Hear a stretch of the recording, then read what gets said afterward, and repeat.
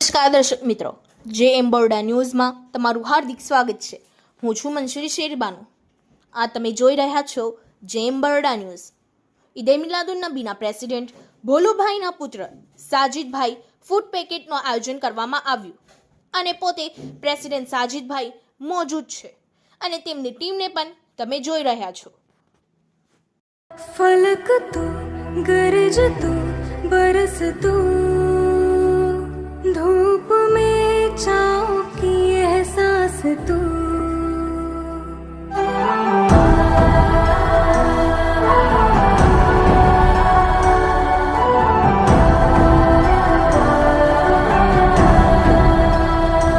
जीत तो जान तो जहान तो हो गई इतिहास का ताज तो